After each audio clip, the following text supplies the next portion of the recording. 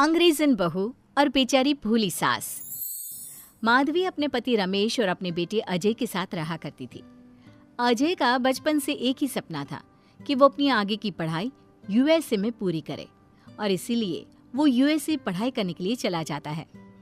3 साल बाद जब वो अपनी पढ़ाई पूरी करके आता है तो अपने बेटे के आने की खुशी में माधवी उसकी पसंद के कई तरह के पकवान बनाती है और जब घर की डोरबेल बजती है तो माधवी अपने पति रमेश को कहती है, लगता है मेरा अजय आ गया है, आप यहीं बैठना, मैं दरवाजा खोलती हूँ।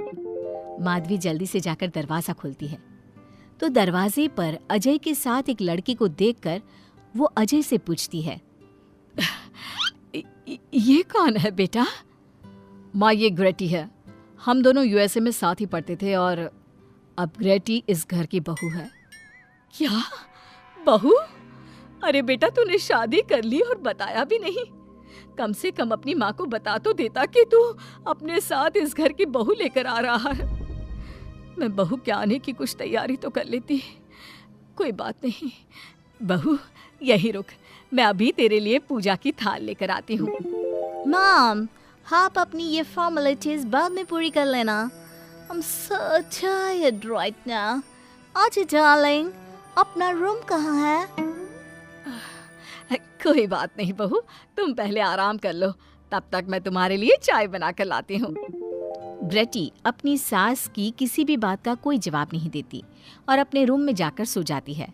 कुछ देर बाद माधवी अपने बहू बेटे के लिए चाय नाश्ता लेकर उनके कमरे में जाती है, जहाँ ग्रेटी अपनी सास से कहती है, हाँ चाय, अजय। क्या हुआ ग्रेटी? अपनी मॉम को बोलो कि अब ये जब भी हमारे कमरे में आए तो नॉक करके आए। आपसे मैं ऐसा ही करूंगी बहू। वो तो आज ही तुम दोनों आए हो तो मुझे लगा थक गए होंगे, इसलिए जल्दी जल्दी मैं ऐसे ही चाय नाश्ता लेकर आ गई।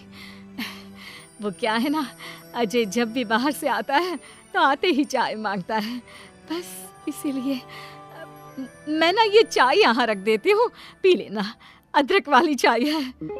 ये बोलकर माधवी वहाँ से जाने लगती है। तभी ग्रेटी अपनी सास से कहती है, जाते हुए अपनी साथ अपनी ये चाय भी ले जाओ, क्योंकि अजय अब चाय नहीं पीता। हाँ माँ, जब से मैं यूएसए गया हूँ तब से मैंने चाय पीनी छोड़ दी है। अब एक काम करो, हम दोनों के लिए कॉफी ले आओ, मैं सच में बहुत ज्यादा थक गई हूँ। अरे ठीक है, ला देती हूँ।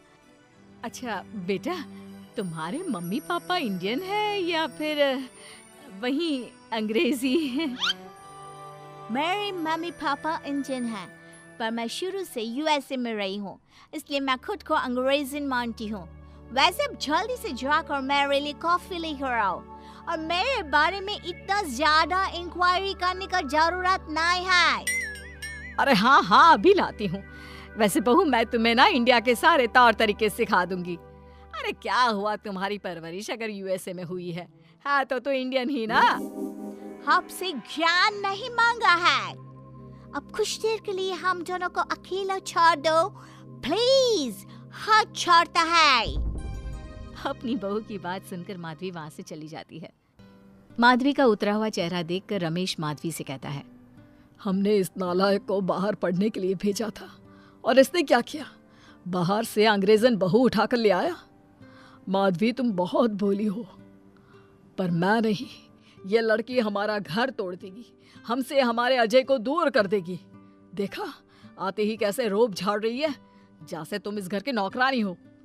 तुम उसको बोलो कि तुम इस घर की मालकिन हो और उसकी सास हो, वो वही करे जो तुम कहोगी। अरे आप बेकार में ही गुस्सा हो रहे हैं। बहू यूएसए की है, यहाँ नई नई आई है, उसको यहाँ के तौर तरीके नहीं पता और वो मुझे अपनी माँ मानती है, तभी तो अपने नखरे दिखा रही है। वैसे भी ना बहू बेटी दोनों बराबर ही होती हैं। माधवी, कौन सी बेटी अपनी माँ से ऐसे बात करती है जैसे तुम्हारी बहू कर रही है? मैं बस तुम्हारे कहने पर चुप हूँ, वरना मैं अपने बहू बेटों को आज ही घर से निकाल देता। ये कहकर रमेश वहाँ से चला जाता है।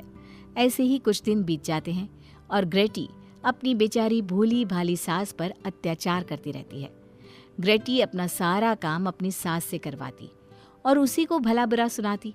ऐसे ही एक दिन माधवी कपड़े धो रही होती है और ग्रेटी माधवी को सताने के लिए अपने सारे कपड़े लाकर उसे देती है और कहती है, मॉम्स, ये मेरे कुछ कपड़े हैं, जरा इन्हें भी धो दो। इतना बोलकर ग्रेटी तैयार होकर घर से जाने लगती है। तभी माधवी उससे कहती है, बहू, आज तुम्हारे ससुर के दोस्त के घर में एक छोटी सी पार्टी है। उन्होंने सहपरिवार बुलाया है। मैं चाहती हूँ कि तुम और अजय भी आज हमारे साथ वहाँ चलो और आज ना साड़ी पहनना। मॉम, अभी मैं क्लब जा रही हूँ, रात को मुझे टाइम मिलेगा तो आपके साथ चली जाऊंगी, पर साड़ी बारी नहीं पहनूंगी। ये कहकर ग्रेटी वहाँ से चली जाती है। शाम हो जाती है। सब ग्रेटी के घर आने का इंतजार करते हैं और इस वजह से कोई भी पार्टी में नहीं जा पाता। इंतजार करते करते रात के 12 बज जाते हैं। 12 बजे रात को ग्रेटी नशे की हालत में जख्मी घर आती है। अपनी बहू के सर और हाथ पर लगी चोट देखकर माधवी परेशान हो जाती है और जल्दी से फर्स्ट एड का बॉक्स लाकर अपनी बहू के सर पर पट्टी करती है। एक माँ की तरह प्यार करते हुए वो अपनी बहू से कहती है, बहू, तुझे चोट कैसे लग गई बेटा? मैं घर आ रही थी, एक बाइक वाले से मेरी टक्कर हो गई। कोई बात नहीं बेटा, कल सुबह होते ही तुझे अपने फैमिली डॉक्टर के पास ले जाऊंगी। अच्छा, अब तू ना आराम कर, मैं तेरे लिए अभी हल्दी वाला दूध लेकर आती हूँ। माधवी, मैंने तुम्हें पहले ही समझाया था, ये अंग्रेजन हमारे घर के लिए ठीक नहीं है, पर तुमने मेरी एक नहीं मानी।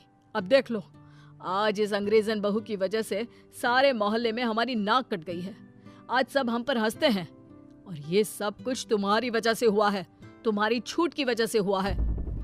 ये कहकर रमेश अपने रूम में चला जाता है, पर माधवी अपनी बहू की पट्टी करके उसे उसके कमरे में जाकर सुला देती है। अगले दिन माधवी ग्रेटी को लेकर अपने फैमिली डॉक्टर के पास जाती है, जहां ग्रेटी देखती है कि उस डॉक्टर की बहू ने साड़ी पहनी है और एक संस्कारी बहू की तरह घर में पूजा पाठ करके अपने सास ससुर के पैर छूकर उनका सुबह सुबह आशीर्वाद लेती है। डॉक्टर की बहू को देखकर ग्रेटी को अपना बर्ताव याद आता है और उसे एहसास होता है कि वो अपनी भोली और मासूम सास के ऊपर कितना अत्याचार करती है, पर फिर भी माधवी सबसे लड़कर हमेशा उसका साथ देती है। ये सब देखकर ग्रेटी को पश्चाताप होता है और कुछ देर बाद वो दोनों दवाई लेकर घर आती है। जब माधवी ग्रेटी को दवाई खिलाने के लिए उसके पास जाती है तो, मॉम, मुझे माफ कर दीजिए, मैंने कभी भी आपके प्यार को नहीं समझा, आप पर इतना अत्याचार किया, आपकी बेइज्जती की, आपसे घर का सारा काम करवाया। आपने मुझे कितनी छूट दी, पर फिर भी मैं आपके साथ इतना बुरा करती थी। और आज जब मैं नशे की हालत में चोट खाकर घर आई तो भी आपने मुझसे कोई सवाल नहीं किया, उल्टा आपने मेरा साथ दिया, मेरी सेवा की। आज जब मैंने डॉक्टर की बहू को देखा घर का काम करते हुए, अपने सास ससुर की सेवा करते हुए, तब जाकर मुझे एहसास हुआ कि मैं कितनी रॉन्ग थी। एक इंडियन होकर भी एक बहू के कर्तव्य से दूर रही और आपके ऊपर अपनी अंग्रेजी का रौब झाड़ती रही। मुझे माफ कर दीजिए सासू माँ। बेटा, अक्सर बच्चों से गलतियां हो जाती है। ऐसे भी सुबह का भूला अगर शाम को घर आ जाए तो उसे भूला नहीं कहते बहू। और मुझे बहुत अच्छा लग रहा है ये देखकर कि मेरी अंग्रेजन बहू कितनी समझदार हो गई है। जिसके बाद माधवी और ग्रेटी एक दूसरे को गले लगा लेती है और उसके बाद से ग्रेटी एक संस्कारी बहू की तरह रहती है और अपनी सास को किसी भी शिकायत का मौका नहीं देती। अपनी सास ससुर की बहुत अच्छे से दिल से सेवा करती है।